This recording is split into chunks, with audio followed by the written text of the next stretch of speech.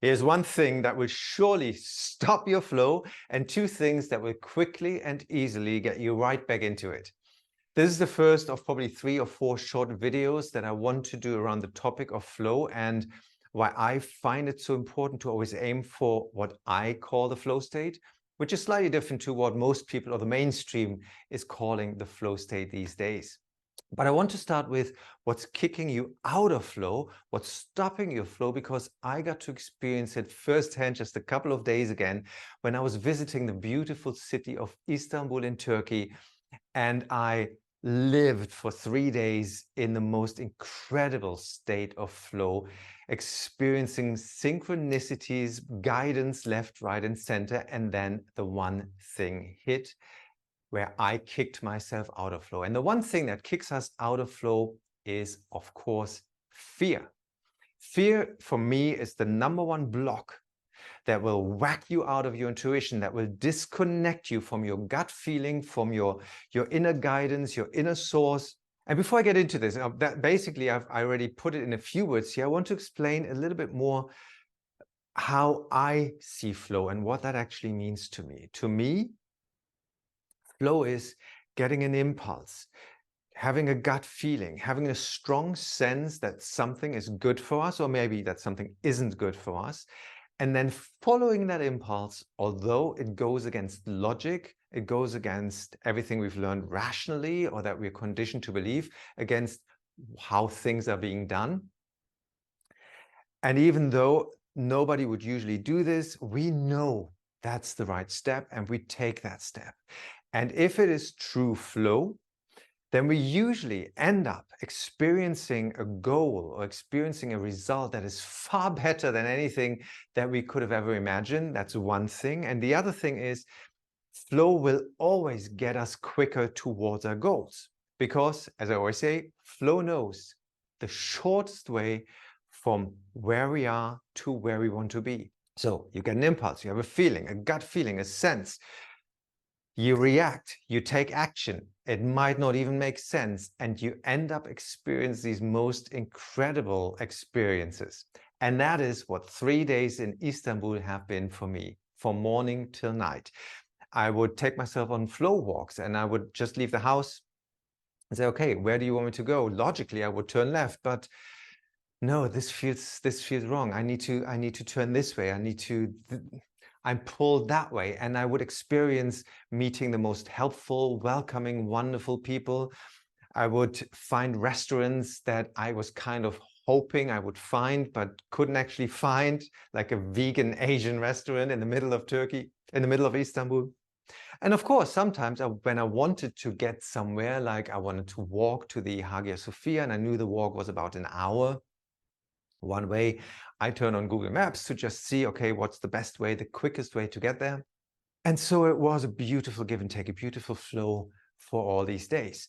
Now, on the second day, I was walking home. I had looked at the maps, what the fastest way is, and my phone died. But, you know, I was happy, I was flowing, but I was tired. And that is the first clue. Be careful when you're tired, because that's when the monkeys, the bullshit monkeys, creep in telling you mostly what's not true. My legs were tired. I've been walking for about 20,000 steps that day already, and I just wanted to get home and have a cold shower and put my feet up. Now my battery was dead. I knew I had to take one of these next 2 streets up the hill, and I should have been home in about 5 to 7 minutes. And then this little feeling of insecurity crept up. Is this really the right street? What if I don't find my way home? I'm tired now. I don't want to walk another 10,000 steps. I didn't notice it at first. I just noticed that I was being drained quicker, and I blamed it on being tired. But I started losing my way. I started losing my faith and my trust how to get home. I had a little business card for my hotel, and in my state of fear at that point, I kept asking, the locals. I didn't speak the language. They tried the best to speak English. Some of them spoke English very well, but no one could actually tell me. Someone was sending me this way, the other one was sending me this way. And I was running around in circles, and I got more and more frustrated. So I noticed I'm being fearful. I'm completely out of trust. What just happened? I spent 2 days just following an impulse and I could find the best places, and now I'm not finding my way home. That just doesn't make sense. I'm the flow guy. So what happened? What has happened? I gave into fear. I gave into fear. I allowed myself to give into fear. And that is the one thing you need to be aware of.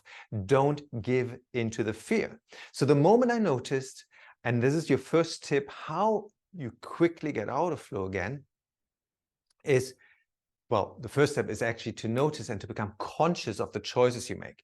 And the choices I made was being fearful, getting stressed, getting into a flustered feeling of, oh my God, I'm so lost, giving into those thoughts. But the first step I then took was, okay, obviously I'm taking myself out of flow right now. So what can I do?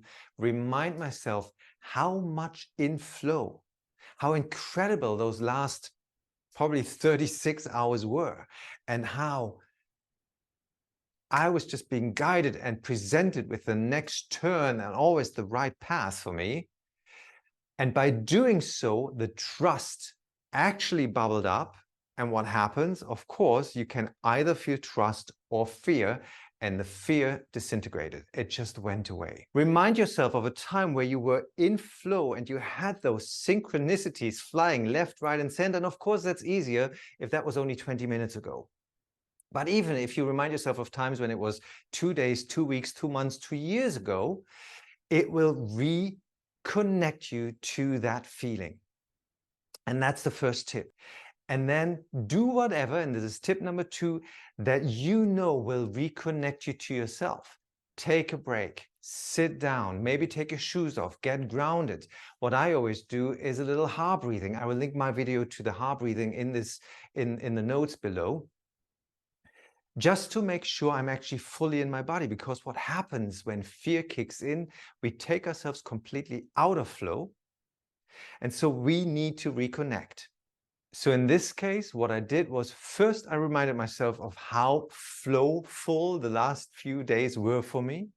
I then took an extra moment of doing some breathing, of just getting fully in my body. And then, get this, the fun thing happened. Now I was back in myself. I was back in trust. I was back in flow. And I was telling myself, what's the worst thing that can happen? I explore a little bit more of the neighborhood.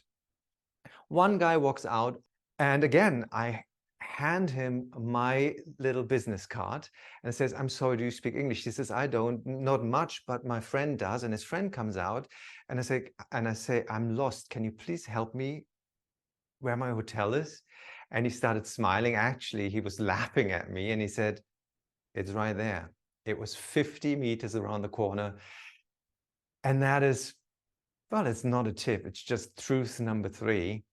Fear will make you blind to what you need to see.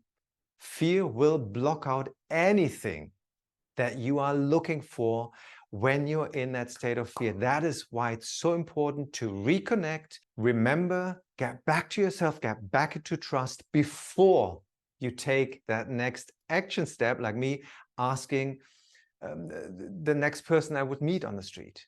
And then you will see everything that's usually already there. I hope this helps, and I will see you in the next video when we talk about how you can generate more flow on a daily basis.